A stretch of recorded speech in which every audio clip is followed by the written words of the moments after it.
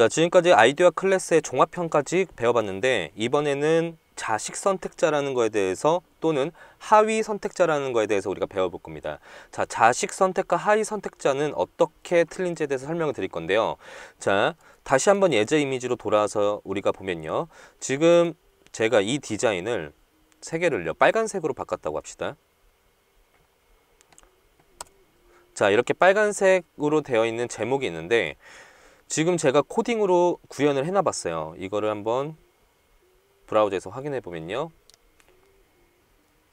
현재와 같이 H2, H2, H2로 동일하게 들어가 있는 걸 확인할 수가 있죠.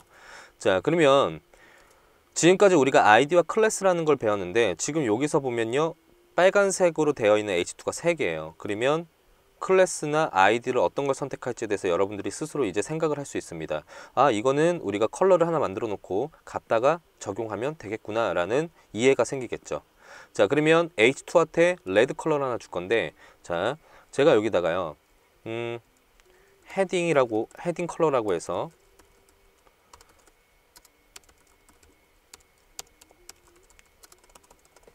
클래스 이름을 하나 만들어 보도록 하겠습니다. 자, 그리고 컬러를 레드로 변경을 할게요. 자, 그러면 헤딩 컬러라는 이 이름을 H2한테요, 이런 식으로 줬다고 합시다. 자, 그러면 적용이 돼 있겠죠? 이런 식으로 빨간색으로 적용이 돼 있을 텐데, 이거를 여러 번 뽑아서 여기도 적용을 하고요. 지금 세 가지 H2에 모두 적용을 했습니다. 자, 그러면 세 가지가 모두 다 어떻게 돼 있죠? 빨간색으로 변경이 된 걸 확인할 수가 있죠. 자, 근데 지금 디자인을 보니까요, 이 밑에 그 문단 내용 같은 경우는 색깔이 살짝 빠져 있어요. 그래서 이것도 마찬가지로 우리가 디자인을 이 디자인을 그대로 해야 된다면 이름을 또 정해서 P라고 하고요. 현재와 같은 이름을 제가 정했다고 합시다. 그 다음에 폰트의 사이즈를요, 제가 12픽셀로 지정을 하고요. 그 다음에 컬러를 그레이로 한번 바꿔볼게요. 자, 이런 식으로 적용을 하게 되면 지금 이게 이 P한테, 문단 내용한테 들어가야겠죠. 자, 이런 식으로 제가 또 3번 반복해서 넣었다고 해봅시다. 자, 그리고 확인을 해보면 정상적으로 지금 적용이 된 걸 우리가 확인할 수가 있죠. 자, 근데 문제가 있어요. 물론 이렇게 해도 문제는 없지만, 자, HTML의 문서가 점점 복잡해지기 시작합니다. 그러면 우리가 이런 디자인을 HTML에서 포토샵에서 이런 예제 이미지가 들어왔다라고 했을 때 일일이 하나씩 다 이름을 정해서 디자인을 해줘야 되는 상황들이 발생을 하겠죠. 지금 이 P와 디자인이 틀리기 때문에 어떻게 하죠? 여기다가 이름을 또 정해줘야 되는 불편한 상황들이 오게 되는 거예요. 그쵸? 그럼 이 지금 디자인 바이 리메인만을 위해서 또 이름을 정해서 저희가 CSS에서 디자인을 해서 또 적용을 해주고, 마찬가지로 이 이름도 이 밑에다가 계속 지속적으로 반복을 하다 보면 모든 태그에 이름을 달아야 되는 상황들이 온다라는 거죠. 자, 그러면은 HTML은 점점 더 복잡해지기 시작할 거고요. 모든 태그에 이름이 붙어야 되는 상황들이 오게 될 겁니다. 자, 이런 것 불편한 사항들을 좀 없앨 수 있는 방법이 있는데, 그게 바로 하위 선택자라는 거에 대해서 이제 설명을 드리도록 하겠습니다. 자, 하위 선택자라는 건 뭐냐면요, 제가요 지금 아티클한테 디자인 1이라고 이름을 한번 정해 보도록 할게요.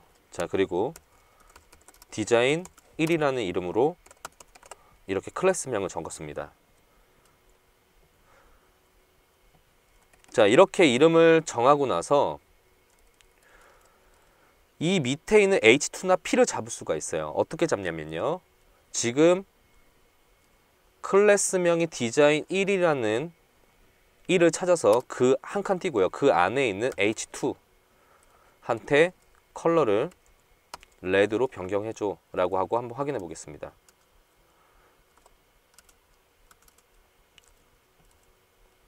자, 그러면 정상적으로 빨간색으로 변경된 걸 확인해 볼 수가 있죠. 자, H2한테는 이름을 붙여주지 않았어요. 근데 지금 어떻게 됐죠? 부모한테 이름을 정하고요.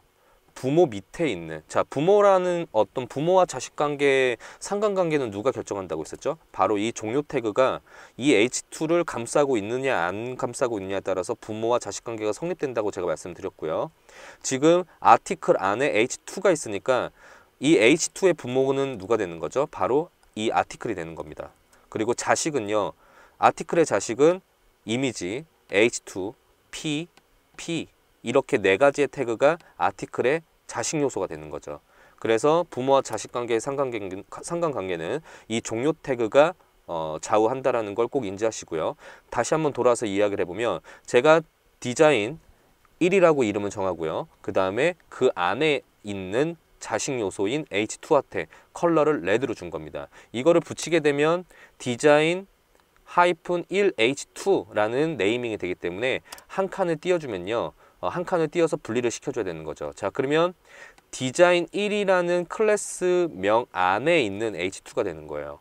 자, 그러면 우리가 H2한테 이름을 안 정해도 어떻게 되죠? 지금 이거를 제가 그대로 해석을 하게 되면요.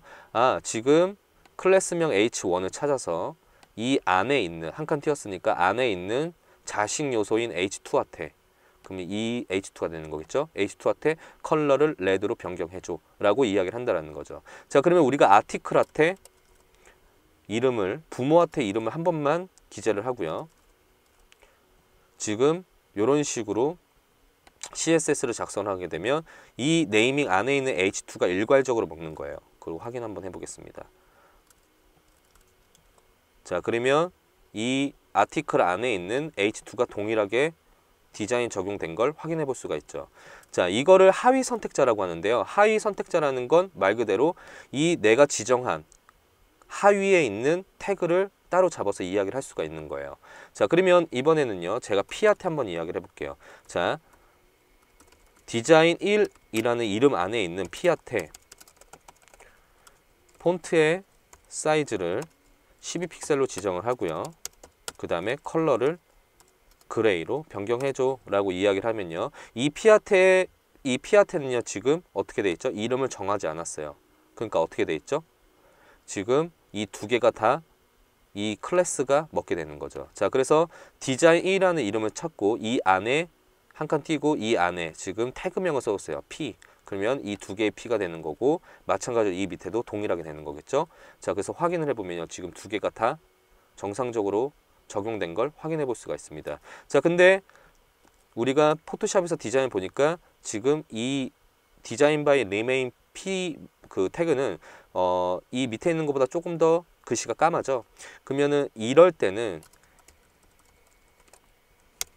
따로 이름을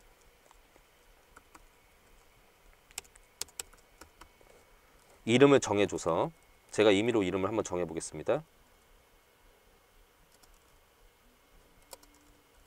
자, 이렇게 지금 P 태그 같으면 따로 이름을 정해주고요. 그리고 컬러를 블랙으로 라고 하면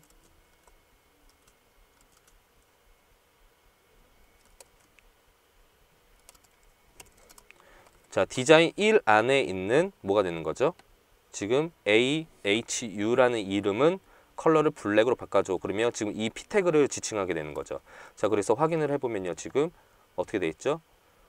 제가 클래스를 따로 만든 녀석만 검정 글씨로 나오는 걸 확인해 볼 수가 있어요. 자, 그러면 확인이 조금 어려울 수도 있으니까 폰트 사이즈를 조금 키워볼게요. 자, 폰트 사이즈를 14픽셀로 바꿨더니 어떻게 됐죠? 확연히 이제 차이가 나기 시작하죠. 자, 이런 식으로 하위 선택자라는 건요, 내가 특정한 클래스명을 지정을 하고요, 그 하위에 있는 태그나 또는 또 다른 이름의 클래스를 잡아줄 수 있다라고 이해를 해주시면 됩니다. 자, 그러면 디자인 1 안에 있는 이 AHU라는 클래스명을 지칭을 따로 해주는 거죠. 이게 P가 되면 이 위에 거하고 똑같이 되는 거기 때문에 이름을 따로 달아주는 겁니다. 무슨 말인지 이해되시죠? 자, 그래서 하위 선택자라는 거는 내가 상위에 있는 태그한테 이름을 정해주고, 태그의 이름을 직접적으로 기술할 수도 있고, 아니면 클래스나 아이디명을 기술해서 만들 수도 있다는 걸 인지해 주시면 될 것 같습니다. 자, 이거가 하위 선택자라고 하는 거고요. 이 다음 시간에는 자식 선택자라는 거에 대해서 한번 배워보도록 하겠습니다.